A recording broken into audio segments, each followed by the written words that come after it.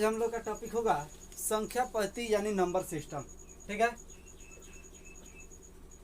देखिए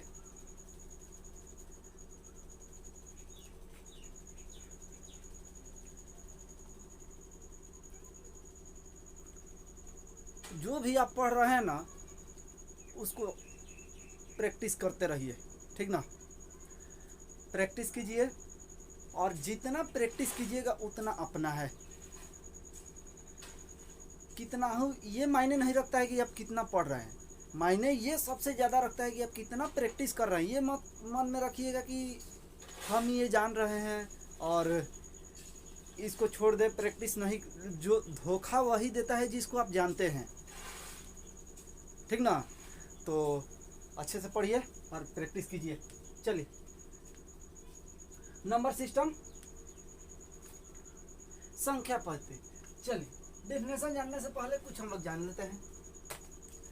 number system संख्या पद्धति का मतलब होता है, सिंपल सा बात की सिस्टम यानी पद्धति का मतलब ही सिस्टम होता है।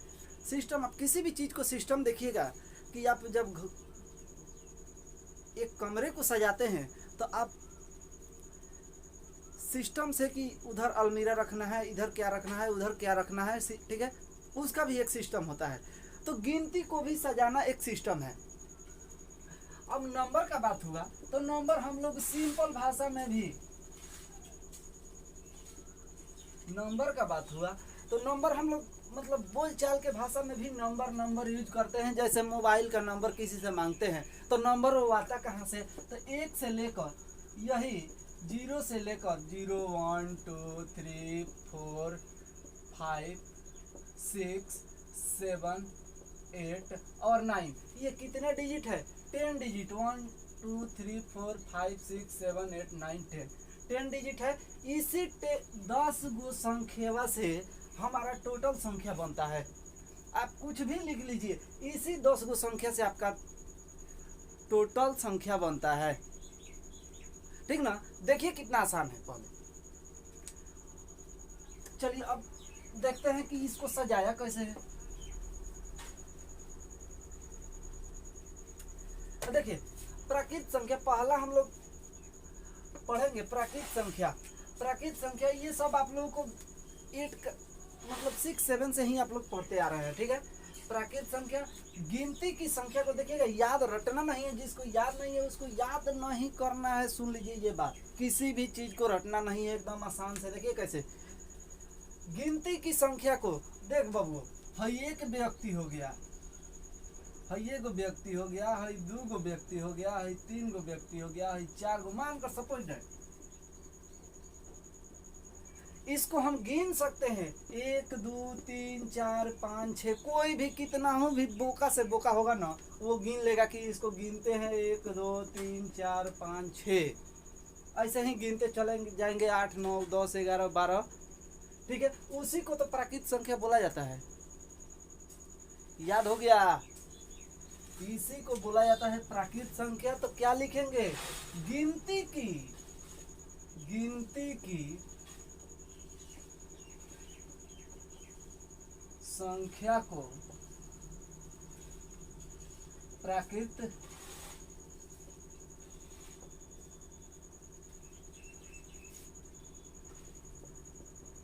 संख्या कहते हैं। जिसको हम गिन सकते हैं वो सब प्राकृत संख्या है।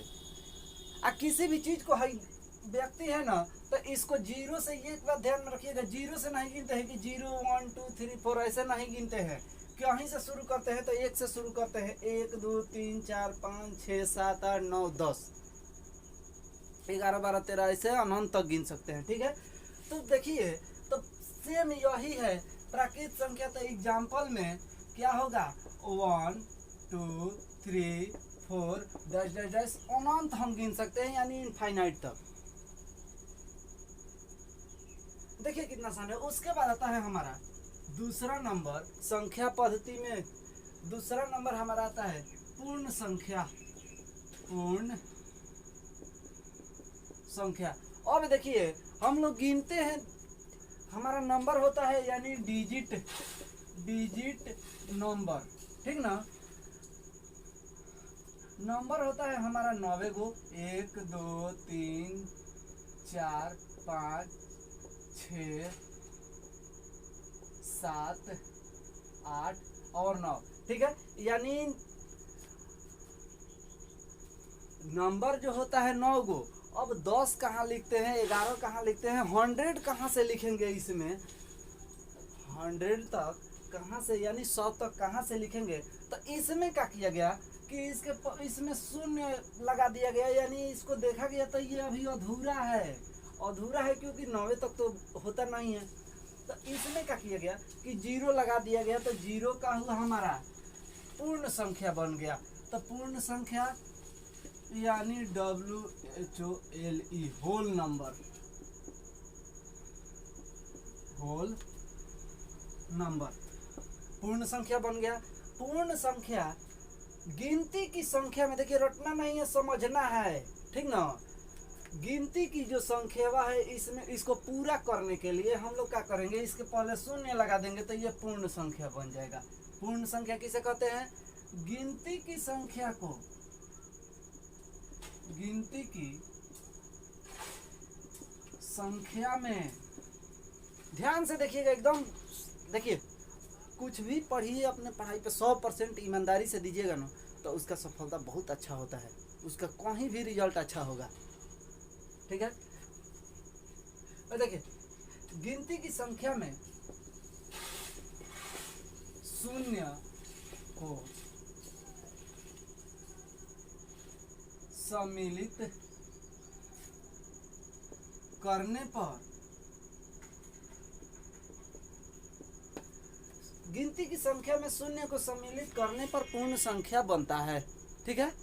इसी को वो पूर्ण संख्या कहते हैं। अब देखो ना, पूर्ण संख्या एग्जाम्पल में हम लिख सकते हैं 0 1 2 3 4 डैश डैश डैश इनफाइनाइट तक इसको भी लिख सकते हैं, ठीक है।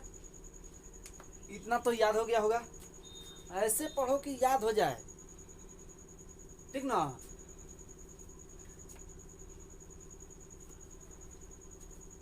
चलिए अब आगे देखते हैं।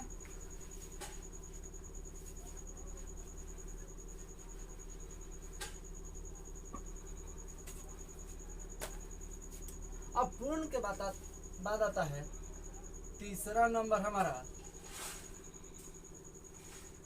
पूर्णांक संख्या। एक बार समझ के देखो, क्वेश्चन संख्या पद्धति का टोटल बनेगा, चुटकी में बनाओगे क्वेश्चन, ठीक ना। देखो पूर्णांक संख्या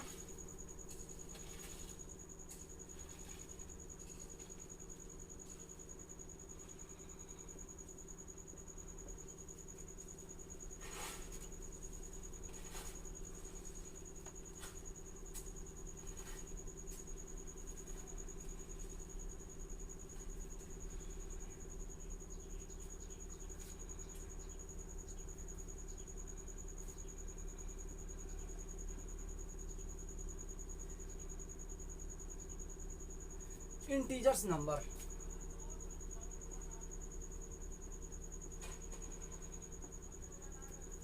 पूर्णांक संख्या को हम लोग इंटीजर्स नंबर भी बोलते हैं, ठीक है। इंटीजर्स नंबर का डेफिनेशन सुनिएगा, वैसी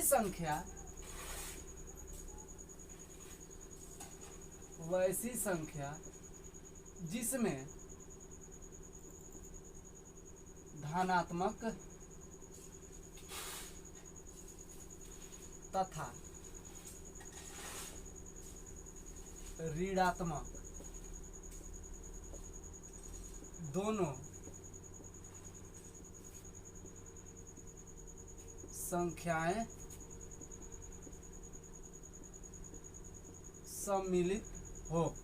देखिए पूर्णांक संख्या में वैसी संख्या जिसमें धनात्मक, ध्यान से देखिएगा अभी याद होगा, जिसमें वैसी संख्या कौन, वैसी प्राकृत संख्या, प्राकृतिक संख्या से पूर्णांक बना है, इसको सजाया जा रहा है, ठीक ना।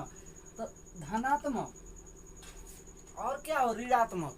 धनात्मक का मतलब अब देखना बाबू, तुरंत याद हो जाएगा, धनात्मक का मतलब प्लस होता है, अब ऋणात्मक का मतलब होता है माइनस। तो वैसी प्राकृत संख्या जिसमें दोनों हो, प्लस और माइनस दोनों हो, याद हुआ, प्लस माइनस तो हमेशा याद रहता है। अब प्लस माइनस जब याद रहता है तो वैसी संख्या, खाली वैसी संख्या बोल देना है, वैसी प्राकृत संख्या जिसमें धनात्मक और ऋणात्मक यानी प्लस और माइनस वाला दोनों संख्याएं सम्मिलित हो, उसे क्या कहते हैं? पूर्णांक संख्या कहते हैं, इंटीजर्स नंबर कहते हैं। ठीक है, अब देखिए पूर्णांक संख्या कैसे बनता है। देखिए पूर्णांक संख्या, इसको रेखा पर हम लोग दिखाते हैं। ये शून्य हो गया, ठीक है। अब शून्य होगा तो ये 1 हो गया, 2 हो गया, 3 हो गया, 4 हो गया, 5 हो गया, डैश डैश डैश। इसको इन्फिनिटी तक इसको भी लिख सकते हैं, बढ़ा सकते हैं अनंत तक। ठीक है, अब देखिए यहाँ दिया है -1, -2, -3, -4 और -5। इसको भी हम लोग बढ़ा सकते हैं -इन्फिनिटी तक। तो जब इसको बढ़ा सकते हैं, इसी को बोला जाता है, देखिए अब इधर ध्यान दीजिएगा, इसको बोलते हैं ऋणात्मक।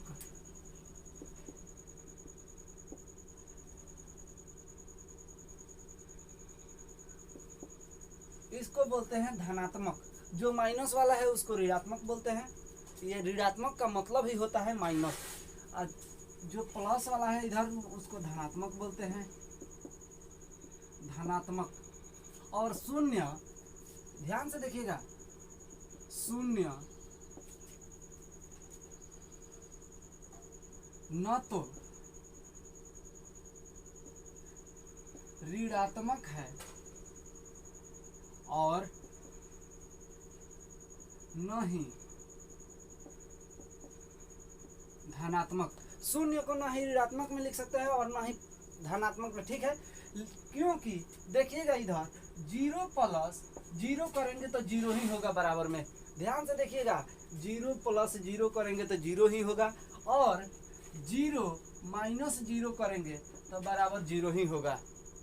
ठीक है, तो इसीलिए ना इसको धनात्मक माना जाता है और न ही ऋणात्मक माना जाता है। अगर किसी संख्या में से एक चीज और देखिएगा, अगर मान लीजिए 5 में से 0 घटाना पड़े तो क्या करेंगे? 5 ही लिखेंगे। यानी अगर इक्वल टू, अगर 5 + 0 करना पड़े तो बराबर में 0 ही होगा। एक बार और देखिएगा, अगर माइनस का 0 लिखते हैं तो इसका वैल्यू कुछ नहीं है, बराबर में 0 खाली लिख सकते हैं। अगर प्लस का 0 है तो इस बराबर में फिर 0 हो जाएगा। ठीक ना? तो ये है आप लोग का पूर्णांक संख्या। पूर्णांक संख्या में एक चीज और देखिएगा कि पूर्णांक संख्या में देखिए, इधर हम लोग 0 शून्य की तरफ मुंह करके खड़े हैं, यानी इधर बोर्ड की तरफ। तो हमारा दाहिना ये हुआ और बायां ये हुआ। ठीक है, हमारा अपना दाहिना यानी आप लोग का भी दाहिना, कॉपी की तरफ मुंह करके बैठिएगा तो ये दायां होगा, ये बायां होगा। ठीक है, अब देखिएगा दाएं की तरफ जितने भी जाएंगे ना, बड़ी संख्या होगी। जो भी प्लस में होता है वो बड़ी संख्या होती है। देखिएगा 1 2 3 4 5, ठीक ना? यानी इससे बड़ा ये है, इससे बड़ा ये है, इस 3 से बड़ा 4 है, 4 से बड़ा 5 है, ऐसे ही बढ़ती जाएगी संख्याएं। लेकिन इधर आइएगा तो जितना भी माइनस में बढ़ेंगे ना, ज्यादा होगा, उतना ही संख्या वह छोटा होता जाएगा। देखिए कैसे, भाई 0 से -1 छोटा है, 0 से -1 छोटा है। क्यों? अब -1 से -2 छोटा है, क्योंकि ये माइनस में है। माइनस में जितनी संख्याएं बढ़ेगी उतनी ही संख्याएं छोटी होती जाएगी। एग्जाम्पल में देखिएगा, हम और अच्छे तरह से समझेंगे। जैसे कि 2 व्यक्ति है, 2 व्यक्ति है, ठीक है। इसके पास 0 रुपया है, यानी कुछ नहीं है, इसके पास 1 भी रुपया नहीं है, 0 के बराबर है। और इसके पास भी कुछ रुपया नहीं है, ठीक है, 1 भी रुपया नहीं है। ध्यान से देखिएगा, अब ये क्या करेगा, इसमें से इसके पास जरूरत नहीं है पैसों का, लेकिन इसके पास जरूरत, किसी काम के लिए पैसों का जरूरत पड़ गया, तो अब ये क्या करेगा, किसी से 10 रुपया कर्ज ले लिया, 10 रुपया कर्ज ले लिया, ठीक ना? कर्ज हो गया, ये क्या किया, कर्ज लिया 10 रुपया। ये नहीं लिया किसी से, तो अब ये 10 रुपये जब कर्ज लिया, तो अब ये कर्ज ले लिया, ये नहीं है तो ये क्या है, ये प्लस में है, यानी कि कर्ज ये लिया है तो इसको तो 10 रुपया फिर देना पड़ेगा ना, तो ये माइनस में चला गया। ये कमाएगा तो 10 रुपया जब ये कमाएगा तो ये 10 रुपया दे देगा उसको अगला वालों को, लेकिन ये 10 रुपया जब कमाएगा, ये 10 रुपया, तो ये इसका प्लस में हो गया, लेकिन इसका कमीनी का माइनस है ये 10, और ये 10 रुपया कमाएगा तो इसका प्लस है, क्योंकि ये एक भी रुपया कर्जा नहीं लिया है, और ये क्या है 10 रुपया कमाया तो ये इसका अपने पास रहेगा 10 रुपया। ठीक है, बात यही है, मैथ का ये भाषा है, ठीक ना। तो जितना भी हम लोग बड़ा डिजिट में माइनस में बढ़ेंगे ना, उतना ही डिजिट छोटा होता जाएगा। तो 0 से बड़ा -1 है, और -1 से 0 से छोटा -1 है, -1 से छोटा -2 है, -2 से छोटा -3 है। ठीक है,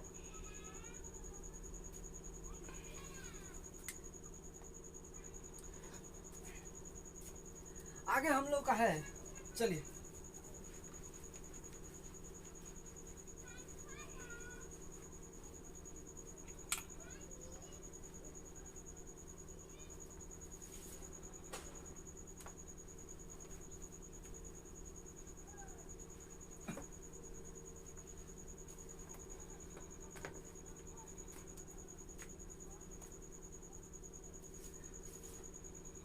चौथा नंबर है सम संख्या।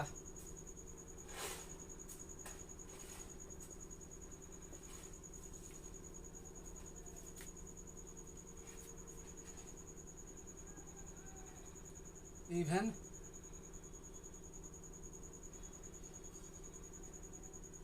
नंबर। ठीक है, सम संख्या ध्यान दीजिएगा, सम संख्या यानी बात से ही स्पष्ट है कि सम संख्या वैसी संख्या जो 2 से पूरा विभाजित हो जाए। जैसे हम लोग 2 से 4 में भाग देंगे, 2 से 4 में 2 दूना के 4, तो ये क्या है, कट गया पूरा, यानी शेषफल 0 आ गया। अगर 2 से हम लोग 5 में भाग दे तो 2 दूना के 4, तो 4 में से 5 में से 4 गया 1, यानी देखिए पूरा ये नहीं कट रहा है, ये पूरा कट गया। तो वैसे ही संख्या लेना है जो 2 से पूरा कट जाए, उसे सम संख्या कहते हैं।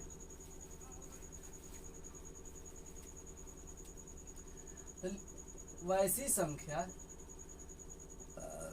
जो 2 से पूर्ण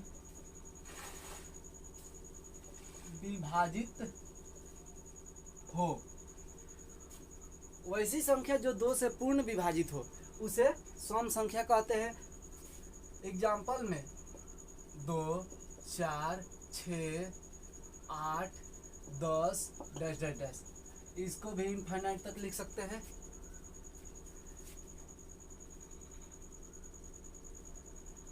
पांचवा नंबर अगला है हमारा विषम संख्या।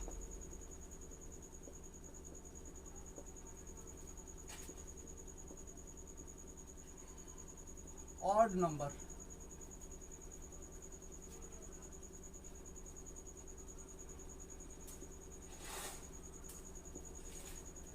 ऑड नंबर, विषम संख्या, इस दोनों को याद रखना बहुत आसान है। देखिए, सम संख्या और विषम संख्या। सम संख्या वैसी संख्या जो 2 से पूर्ण विभाजित हो, यानी 2 से पूरा भाग लग जाए उसमें।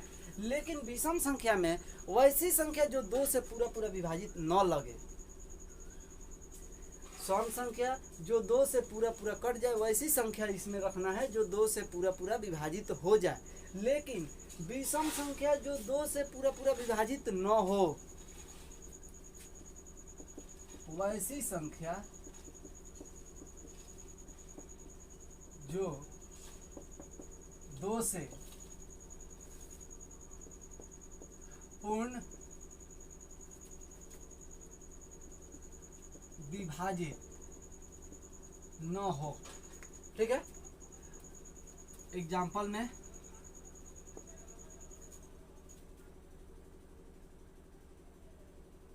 1 3 5 7 9 डैश डैश डैश। ठीक है, अब हमारा छठा नंबर है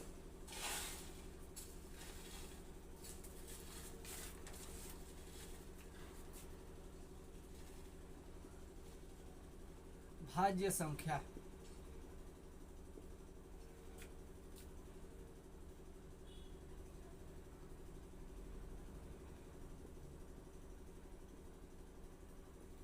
भाज्य संख्या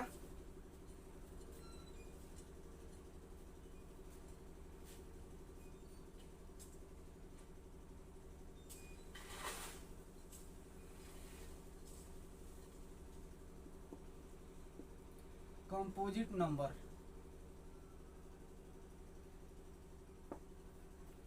भाज्य संख्या कंपोजिट नंबर। भाज्य संख्या देखिएगा, भाज्य संख्या वैसी संख्या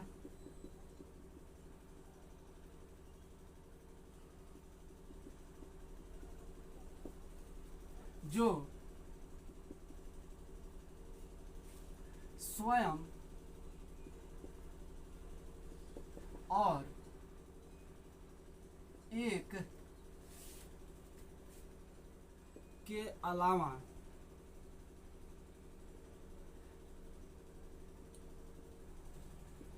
किसी अन्य संख्या से भी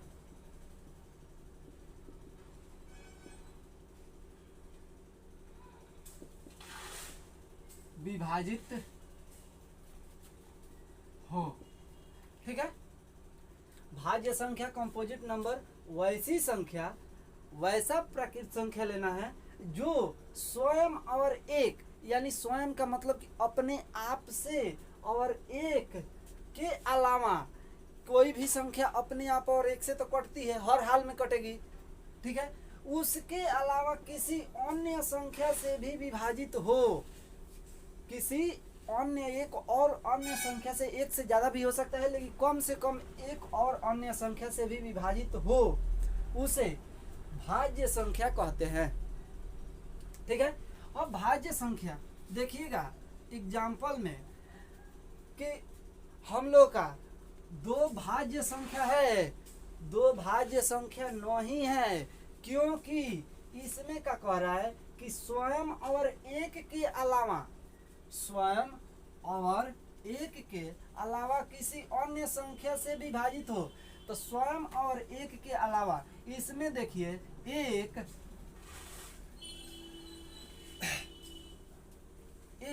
और स्वयं के अलावा दो से, एक और दो से भाग लगेगा, किसी अन्य संख्या से भाग लग रहा है, नहीं ना लग रहा है, तो ये कंफ्यूजन खत्म हो गया कि हमारा दो भाज्य संख्या नहीं है।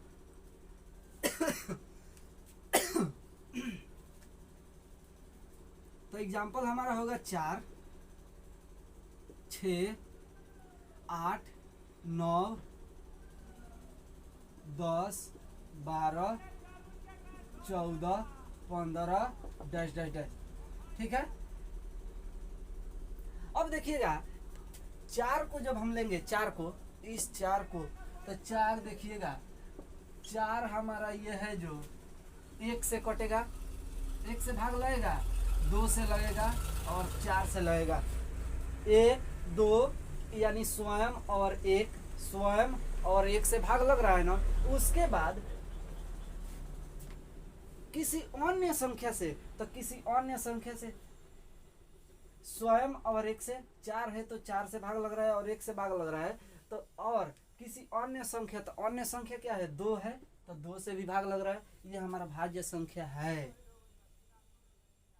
ठीक है, 9 को देखेंगे, 9 है ना यहाँ पे, 9 देखिए, 9 का गुणनखंड 1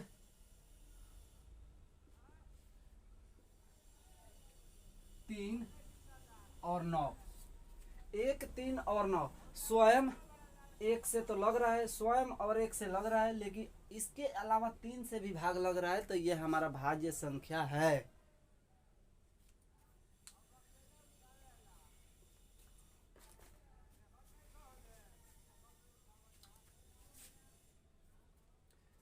अभी तो ये बेसिक बता रहे हैं, क्वेश्चन बनेगा तो और मजा आएगा। ठीक है, चलिए।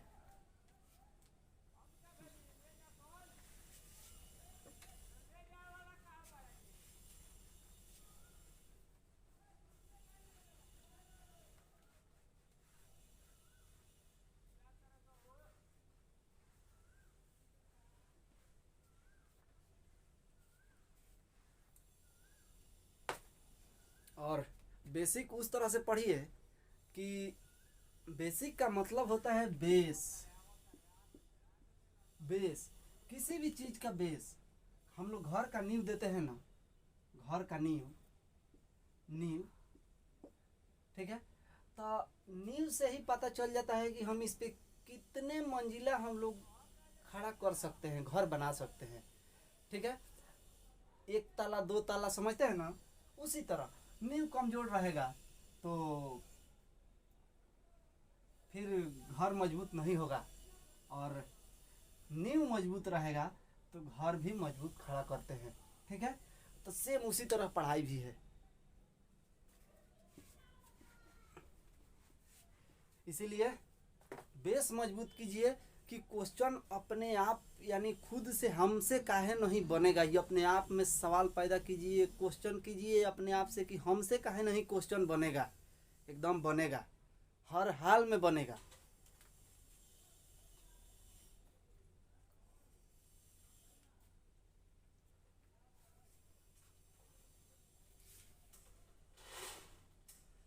अगला हम लोग का है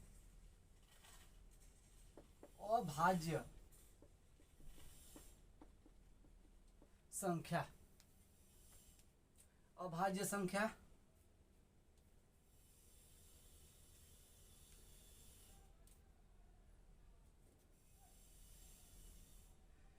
इसी को बोलते हैं रूढ़ संख्या भी बोलते हैं इसको,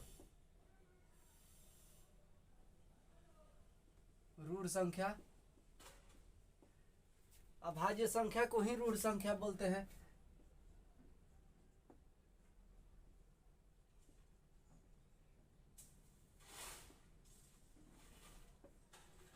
प्राइम नंबर्स,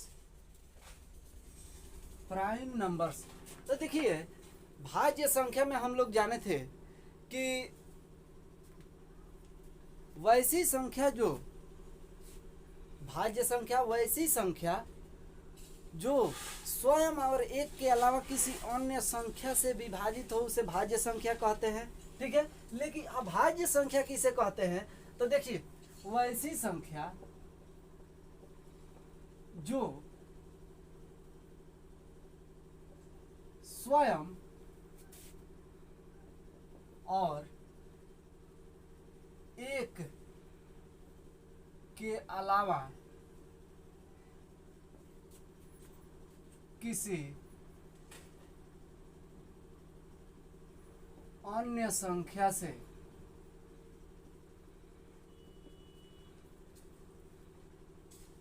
विभाजित न हो, यानी अन्य संख्या से उसमें विभाजित हो रहा था, इसमें अन्य संख्या से विभाजित न हो, उसे क्या कहते हैं? अभाज्य संख्या कहते हैं। ठीक है, जैसे एग्जाम्पल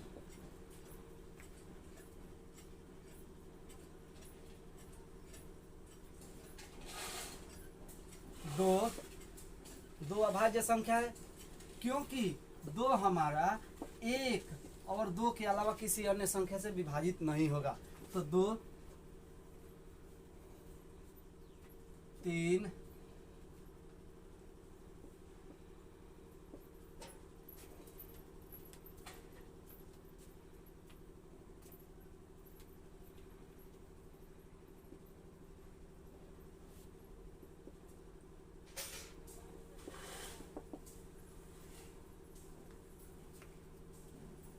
देखिए अभाज्य संख्या वैसी संख्या जो स्वयं और एक के अलावा किसी अन्य संख्या से विभाजित न हो उसे अभाज्य संख्या कहते हैं। इसमें किसी भी संख्या को भाग दीजिएगा तो वो स्वयं और एक के अलावा किसी अन्य संख्या से विभाजित नहीं होगी। जैसे 17 देख लीजिए, 1 से भाग लगेगा और 17 से भाग लगेगा, अन्य किसी संख्या से विभाजित नहीं होगी, यानी इसमें भाग नहीं लगेगा। ठीक है, अब यहां से क्वेश्चन बनता है, यहां से क्वेश्चन बनता है कि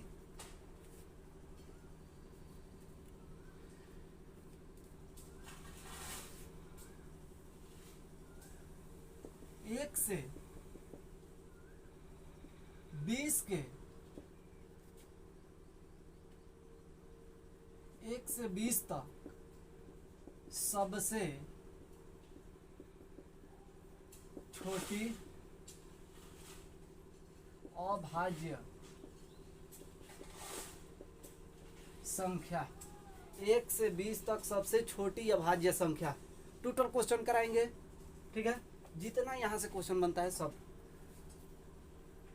1 से 20 तक सबसे छोटी अभाज्य संख्या। तो ध्यान से देखिएगा, इस तरह से भी आंसर दे सकते हैं, लेकिन डीपली देखिए। 1 से लेकर 20 तक, तो 1 2 3 4 5 6 7 8 9 10 11 12 13 14 15 16 17 18 19 और 20।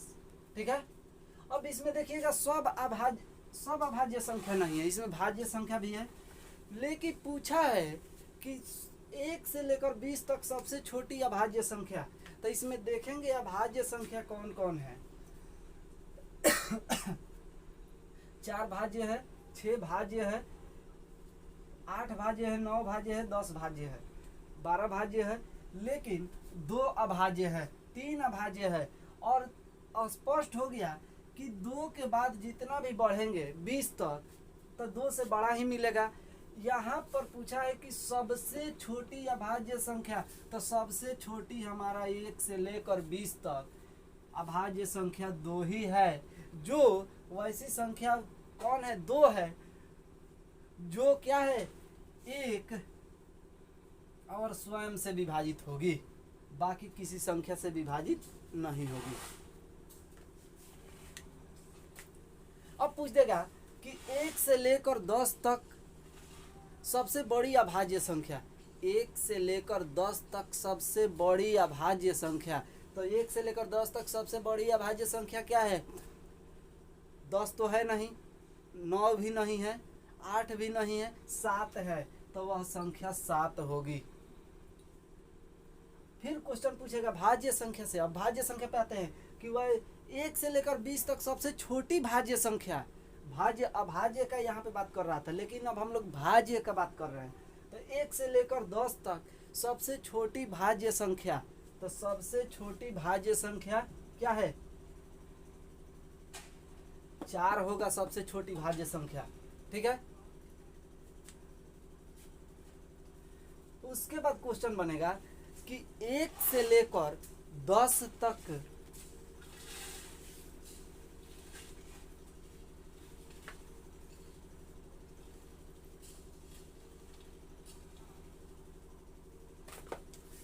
अगला क्वेश्चन बनेगा 1 से 10 तक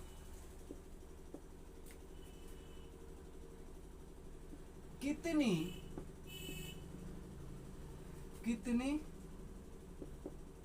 भाज्य संख्या है? 1 से लेकर 10 तक कितनी भाज्य संख्या है? तो 1 से लेकर 10 तक कितनी भाज्य संख्या है? देखिए 1 2 3 4 5 6 7 8 9 10। ठीक है, 1 से लेकर 10 तक पूछा है। क्या पूछा है? भाज्य जो स्वयं और 1 के अलावा किसी अन्य संख्या से विभाजित हो, उसे भाज्य संख्या कहते हैं। तो भाज्य संख्या क्या है? 4 है, 6 है, 8 है, 9 है, 10 है, यानी 1 2 3 4 5। टोटल भाज्य संख्या कितना है? 1 से लेकर 10, 5 गो भाज्य संख्या है। अगर वही पूछ देगा कि यहाँ पर क्वेश्चन कर दे कि 1 से लेकर 10 तक कितनी अभाज्य अभाज्य संख्या है, तो इसमें अभाज्य संख्या देखेंगे कितनी अभाज्य संख्या है, 1 2 3 4, इस तरह से बता सकते हैं गिन के। ठीक है, चल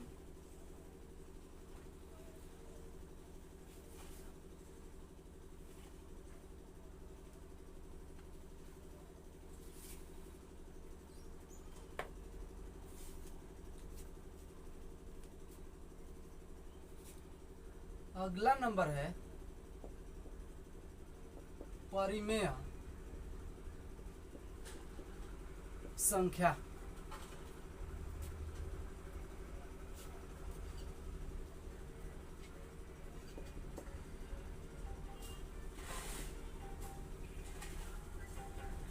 इरेशनल नंबर,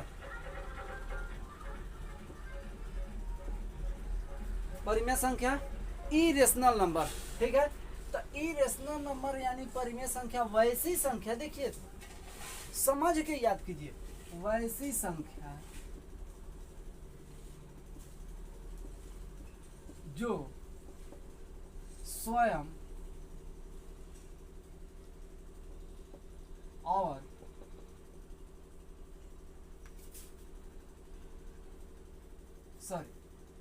वैसी संख्या जो P बाई Q के रूप का हो तथा P और Q कोई पूर्णांक संख्या हो, P और Q कोई पूर्णांक संख्या हो तथा Q नॉट इक्वल टू 0 के बराबर हो। ठीक है, वो परिमेय संख्या इरेशनल नंबर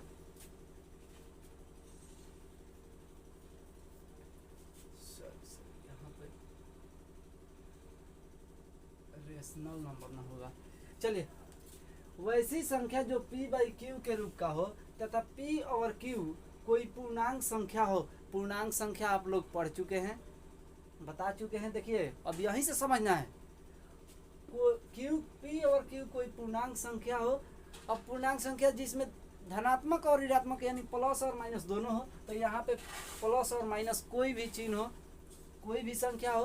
ठीक है, बोल रहा है संख्या हो। ठीक है, तथा Q नॉट इक्वल टू 0 यानी ये जो Q का वैल्यू होगा P बाई Q के रूप में जब हम लोग लिखेंगे तो Q के जगह पे कोई 0 नहीं होना चाहिए, कहने का मतलब यही है। ठीक है, अब जैसे देख लीजिएगा एग्जाम्पल में,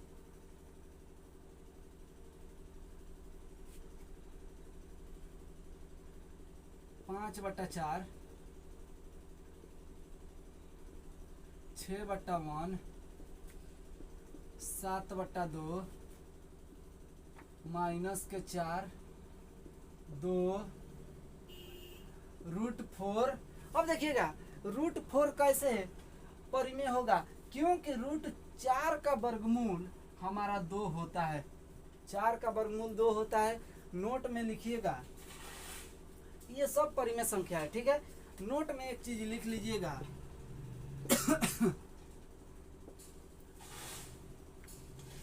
कि जिस संख्या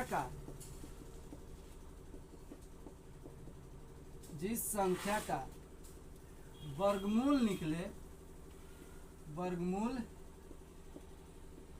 निकले वह संख्या परिमेय यानी रेशनल नंबर, परिमेय संख्या होती है। यानी दुनिया का कोई भी डिजिट हो, संख्या हो, वह रूट में दिया रहे। जैसे देख लीजिए 9 का वर्गमूल 3 होगा, इसको लिखेंगे 3 × 3, 3 × 3 कॉमन लेंगे तो 1 होगा, 9 होगा। 4 का 2 × 2 तो कॉमन 2 होगा, तो 9 इस तरह से अगर संख्या दिया रहे तो वो हमेशा परिमेय संख्या होगी। यानी वैसी कौन सी संख्या जो जिसका वर्गमूल निकले, वो सारी संख्याएं हमारा परिमेय संख्या होती है, p बाई क्यू के रूप में लिख सकते हैं। ठीक है, अब देखिएगा q नॉट इक्वल टू 0 का मतलब क्या, कहने का इसका क्या मतलब है कि q बटा, अब मान लीजिए हमारा 3 आ गया तो 3/0 हम लिखेंगे, तो 3/0 बराबर कौन चीज, 3/0 बराबर अपरिभाषित, अपरिभाषित होता है क्योंकि इसका कोई हल नहीं है, इसको हल हम लोग नहीं कर सकते हैं। ठीक है, कहने का मतलब उसका यही।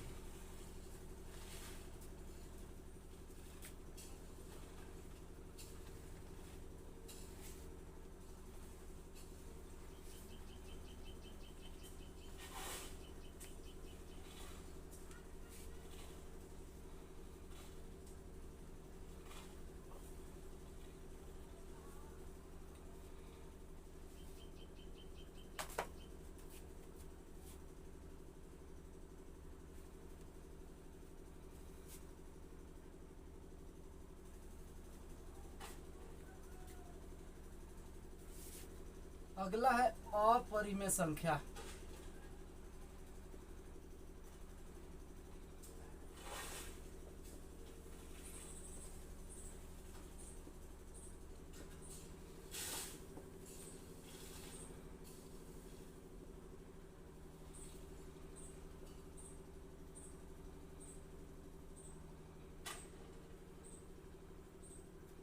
इरेशनल नंबर वैसी संख्या जो, अब देखिए एकदम आसान है, उसमें हम लोग p बाई क्यू के रूप में लिख सकते हैं, इसमें नहीं लिख सकते हैं। अपरिमेय संख्या वैसी संख्या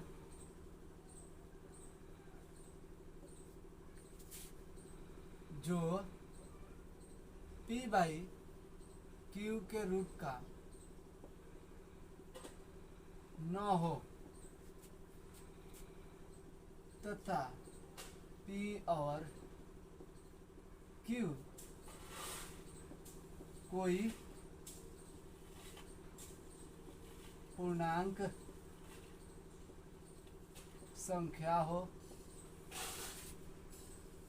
और q नॉट इक्वल टू 0 के बराबर हो। ठीक है, q नॉट इक्वल टू 0 के बराबर हो।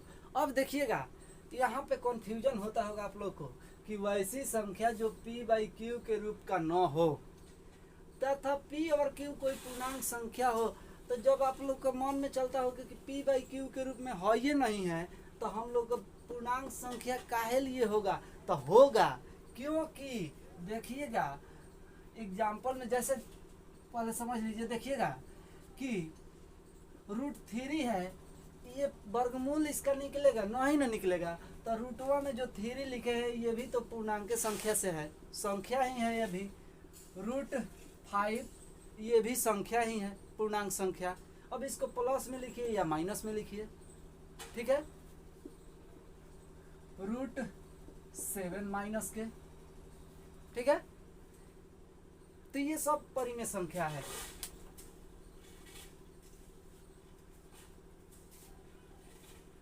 एग्जाम्पल में देखिएगा √5 √3 √2 √11 ये सब परिमेय संख्या है। अब एक सबसे अच्छा उदाहरण है पाई। पाई भी परिमेय संख्या होता है, पाई भी परिमेय संख्या होता है और पाई का मान होता है 22/7। अब ध्यान दीजिएगा कि ये जो पाई लिखे हैं, पाई तो परिमेय संख्या है, लेकिन पाई का मान होता है 22/7 जो कि पाई अपरिमेय संख्या है और पाई का मान होता है 22/7 जो कि क्या है, परिमेय में है, यानी p बाई क्यू के रूप में है, बट्टे में है ना, जो भी बट्टा में है लिखा रहेगा वो परिमेय संख्या है। ठीक है, तो ये तो परिमेय संख्या है। तो अब देखिएगा कि इसके बारे में अब अच्छे से पढ़ेंगे जब हम लोग वृत्त शुरू करेंगे ना, तब बस इतना यहाँ पे जानिए कि पाई एक अपरिमेय संख्या है, 22/7 परिमेय संख्या है, क्योंकि पाई का एग्जैक्ट मान ये 22/7 नहीं है, लगभग में है मान। वृत्त पढ़िएगा तो ये कहाँ से आया पता चलेगा, लेकिन यहाँ पे जानिए कि पाई का मान 22/7 एग्जैक्ट मान नहीं है, ये लगभग मान है। इसीलिए पाई एक अपरिमेय संख्या है और 22/7 परिमेय संख्या है। ठीक है,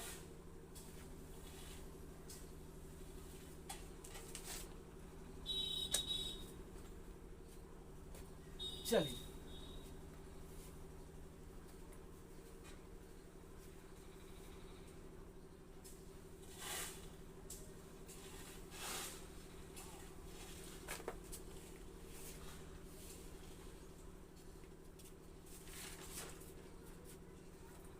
अब अगला है हम लोग का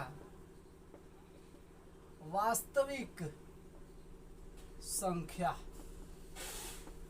वास्तविक संख्या, ठीक है। वास्तविक संख्या किसे कहते हैं?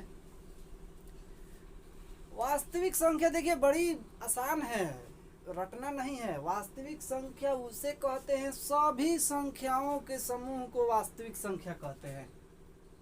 सभी संख्याओं